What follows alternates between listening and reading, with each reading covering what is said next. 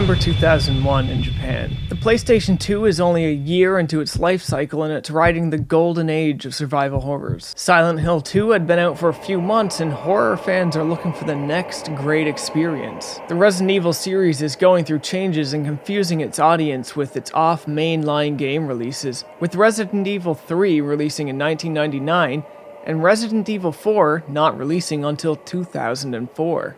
To fill in this gap, Tecmo was on the front line with a new, refreshing and unique experience in survival horror, with the first entry in this soon-to-be series known as Fatal Frame.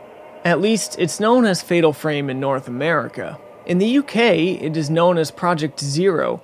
This is believed to be due to a communication issue during localization. The original Japanese title of the game was simply Zero. However, the team that worked on the game was known as Project Zero. While Fatal Frame employs many of the staples of the survival horror genre in terms of its approach to controls, jump scares, sound design, and fixed camera angles, what separates this first Fatal Frame from other survival horrors at the time is its approach to combat, and this approach ultimately leads to Fatal Frame offering the most tension and fear I've ever felt in a horror game. Fatal Frame might not look like much on the surface, however, over the course of this retrospective, I hope to show you more of what lies beneath the surface of this series, to explore some of the more hidden narrative elements, and what makes it all so great in my eyes. This series is going to work less as a review of these games, and more of an explanation of them. This is mainly meant to serve those who already played the game, and would like to know more about it and understand its story a little better. The setup. One look at this case won't do you any favors to draw you in. Honestly, as far as video game case art goes, it's kinda bad.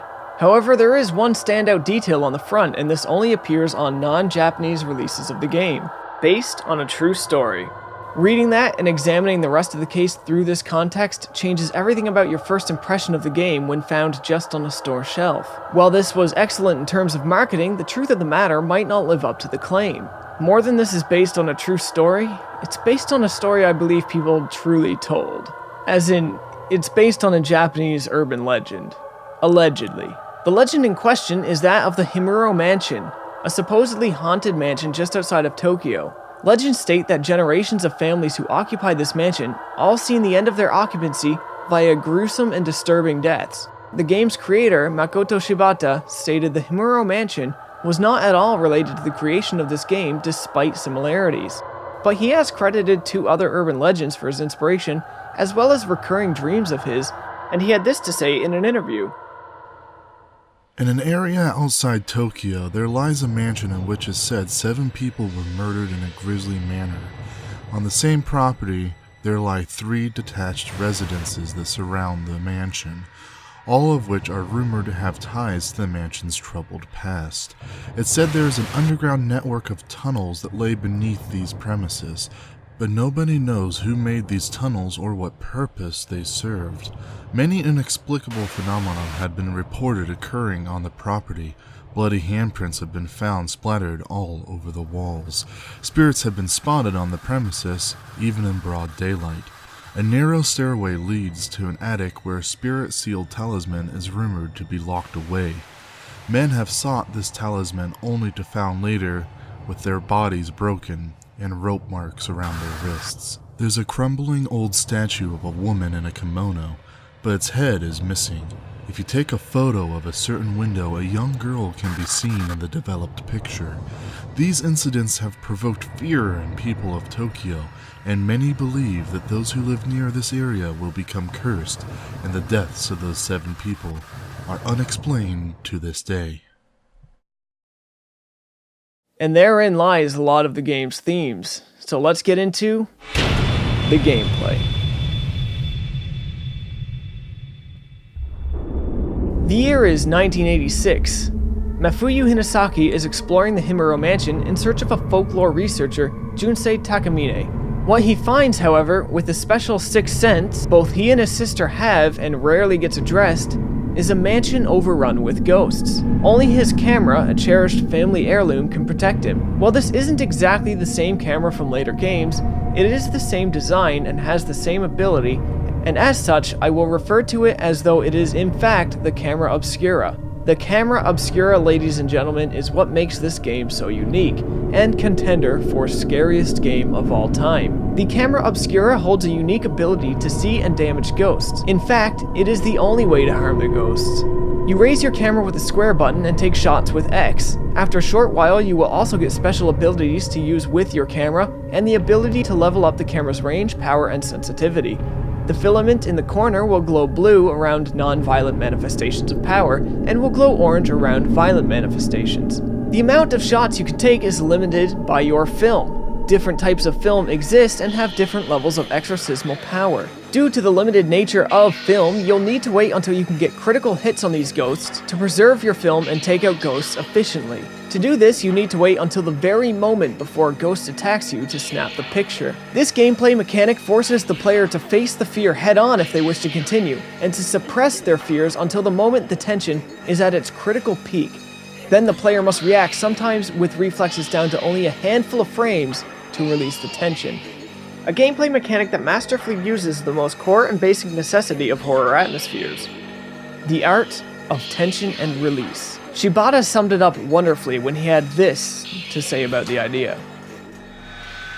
We came up with the concept that controlling the fear until the very last second and defeating it, that's what horror until now has lacked, and thought a camera suited it.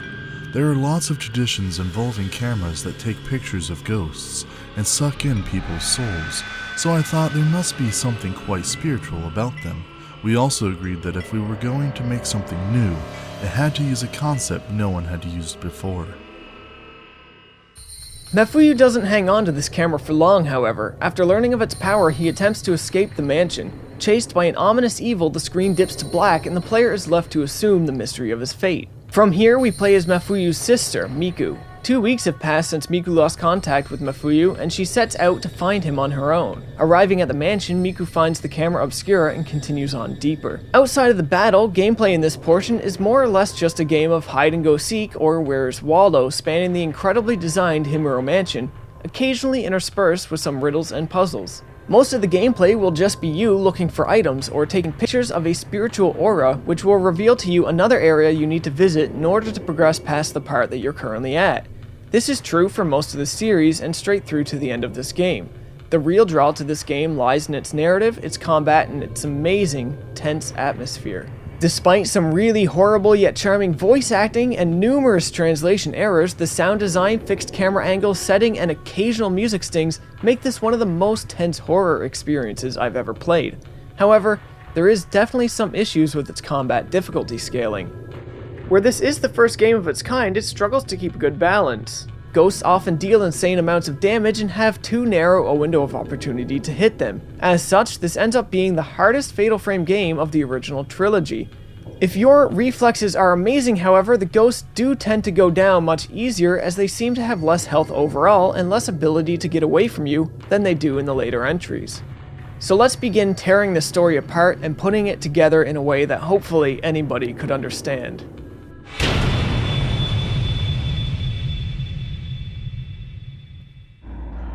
After Miku obtains the camera obscura, she continues her search for her brother, and to uncover the mystery of Takamani's disappearance, being directed by a young ghost in a white kimono. More interesting than Mafuyu's fate is the history Takamine was able to uncover. Most of the story in the game is told through the acquisition of audio cassette tapes and salvaged papers that document the land's history. Due to the nature of exploration in this game, the backtracking, and all the hidden items, it can be very hard to put the background narrative together. Fatal Frame 1 is the most straightforward of them all, so missing a few diary entries won't set you back an insane amount. So let's talk about the history of the Himuro Mansion and the epicenter of its supernatural powers. In order to understand this story, you'll need to put together quite a bit of information and understand the relevance of all the different characters and events. To get the most out of it, you will also need to understand the history of all the ghosts you come across. But we're not going to get that deep into this. The first thing you'll need to understand is the Hellgate. Beneath Himuro Mansion, at the end of all of its mysterious tunnels, exists the Hellgate. The Hellgate is a passageway to the spiritual world of the dead. Once every decade, the Hellgate gains powers and threatens to open, spilling the spirits of the dead into the real world and releasing the Calamity. To seal the Hellgate and prevent the calamity from occurring, a ritual known as the Strangling Ritual must occur, followed by the Ceremony of Ropes. The Strangling Ritual involves someone known as a Rope Shrine Maiden. The Rope Shrine Maiden is chosen almost randomly through a game of demon tag known as the Blinding Ritual. Once chosen, the Shrine Maiden is raised in captivity from a young age, with the understanding that she will be sacrificed in the Strangling Ritual before the Hellgate to prevent the calamity from occurring. The Rope Shrine Maiden must make peace with life and separate herself from all things that may keep her bound to the mortal world before taking part in the Strangling Ritual. However, this ritual always takes place at the same time every year, so her time to do this is finite. In this ritual, the Rope Shrine Maiden has rope tied to each of their limbs. They lay over an altar and have the ropes pulled on 5 wheels. The ropes pull until they draw blood and stain the ropes. The pulling continues until the maiden is strangled to death and each limb strangled off. These ropes are then taken from the Shrine Maiden's corpse and referred to as laceration ropes. The laceration ropes are then blessed in the Ceremony of Ropes and tied over the Hellgate to keep the gate closed for 10 more years. This only works provided it all goes according to plan. The last time the ritual was performed, our Shrine Maiden didn't quite make peace with life before ending it. The last Shrine Maiden at the Himuro Mansion was named Kyrie. Just a short while prior to performing the Strangling Ritual and fulfilling her role as a Rope Shrine Maiden, Kyrie met with somebody new, a foreigner living on the Himuro Mansion estate as a guest. Kyrie quickly developed feelings for this man and pursued a secret relationship with him. However, it didn't stay secret for long. Having discovered her secret and fearing it could conflict with her ability to sever her ties with the real world before performing the ritual, the head of the Himuro family had her locked back up and had the man executed. It was the man's execution that led to Kyrie failing to make peace with life and failing to seal the Hellgate. When the Strangling Ritual failed, malice came through the Hellgate and became embodied within Kyrie. For the next 150 years, Kyrie, infected by the malice, reaped her revenge on all those who came to the Himuro Mansion. In order to reverse the failed Strangling Ritual and seal the power of the calamity, one must use the True Holy Mirror. The True Holy Mirror has been broken into 5 pieces and scattered to unknown locations around Himuro Mansion. It was not until Miku arrived in 1986 that Kyrie's power over the land was finally ended. Miku, having learned all about the past and the dangers of the Himuro Mansion, knew there was only one thing she could do to put an end to the torture and to hopefully save her brother, who was only still alive due to his striking resemblance to the foreigner Kyrie fell in love with. Miku, having reached the Hellgate, managed to stun Kyrie with the power of the Camera Obscura. Through a twist of fate, the Camera Obscura ends up broken because of Kyrie's immense power. From inside the broken camera, Miku discovers the last piece of the True Holy Mirror, having already found the first 4 pieces on the way down. Using the True Holy Mirror, Miku repels the evil that possesses Kyrie, freeing both Kyrie's spirit and her brother's life. At this point, Kyrie is told by the young ghostly girl who had led Miku to the Hellgate to fulfill her duty. Having finally made peace with the world she leaves behind, Kyrie takes her place at the Hellgate and seals it once and for all. As Miku and Mafuyu run, Mafuyu has a sudden change of heart and decides he cannot let Kyrie die alone, and so he turns back, leaving Miku to be the only survivor. There are alternate endings to this game where Mafuyu lives, but this one is canonical. As the game is closing out and the credits roll, you're left a bit at odds. Nobody you tried to save ended up being saved, however, your involvement at the Himuro Mansion ended a cycle of torment and sadness for Kyrie and those who may have come to the mansion at later dates. Though Kyrie seems to have been the villain of the story, she was the sad and pitiable result of a life of deprivation, brought about by a family trying their best to deal with the most twisted and unfortunate of situations. She lived a life of suffering, abuse, and denial, and at the end of all things, you helped her break free of that. Your involvement at the Himuro Mansion meant the spirits of the dead were finally put to rest. And that is the story of Fatal Frame 1.